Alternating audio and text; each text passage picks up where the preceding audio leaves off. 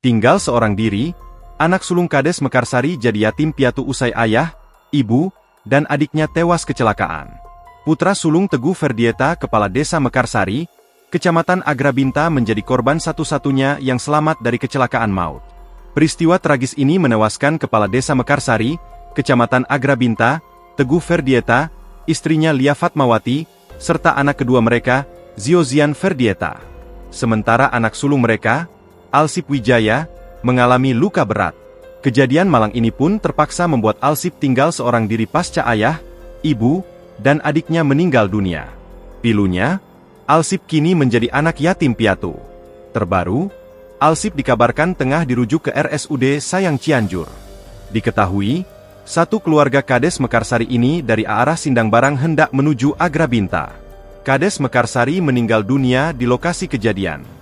Sementara istri dan satu anaknya meninggal di puskesmas.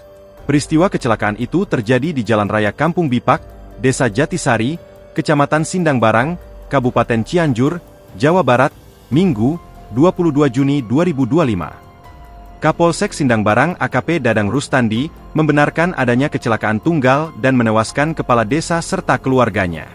Dadang mengatakan, kecelakaan tersebut berawal ketika mobil bernomor polisi F1577WZ dan dikemudikan istri kepala desa melaju dari arah Sindangbarang menuju Agrabinta. Dia menambahkan, kecelakaan tersebut diduga sopir yaitu istri Kades mengantuk dan tidak mampu menguasai kendaraannya.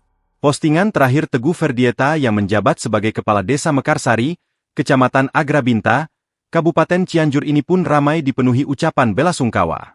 Dalam unggahan tersebut, tampak Kades Mekarsari itu sedang berkumpul di rumah makan atau kafe pada malam hari. Mereka terlihat sedang membahas sesuatu ditemani minuman dan makanan di meja makan.